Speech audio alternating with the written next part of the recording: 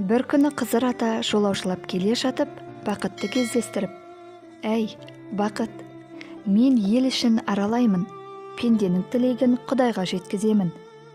Бірақ қай үйге кірсем де, жұрттың бәрі бақыт кірсін, бақытты болайық, бақыт қайдасың деп іздеп жатады. Жаббар хақ сені адамға серік болсын, өміріне көрік болсын деп жаратты. Шеш пайғамбар алғаш үй салғанда төріне жайғасып едің. Ел жұрт ат аунаған жерде түк қалады, қонақ отырған жерде құт қалады деп саған қол жеткізу үшін қонақ шақырып, мейман күтуге таласатын еді. Бірақ өмірде бақытты жандар да көп, бақытсыз бейбақтар да жетерлік. Сен әркімнің қолына түсе бермейтін бір ғайып құсы сияқтысың.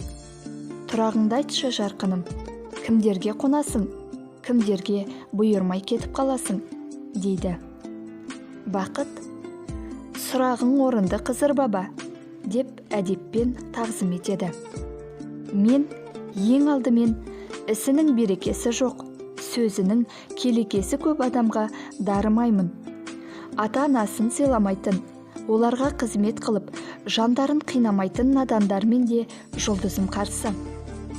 Есірік ұл мен кесапат қыздан, ата-енесін күтпеген келіннен 60 қадам аулақ жүремін.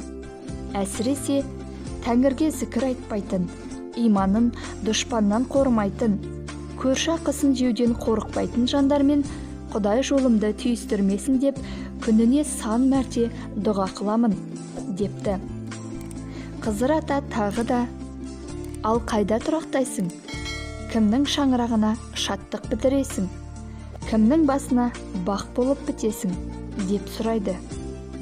Бақыт іркілместен: «Менің ең жақсы көретінім ата-анасына құрақ ұшып қызмет ететін, бірлікпен ынтымақты ырыс деп ұғатын жандар.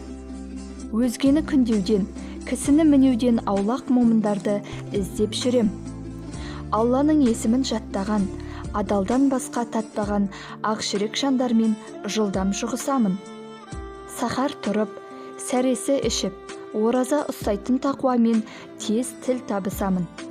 Бейбітшілік пен берекені ту еткен кісілермен тіл қатыспай-ақ ұғысамын», деген екен.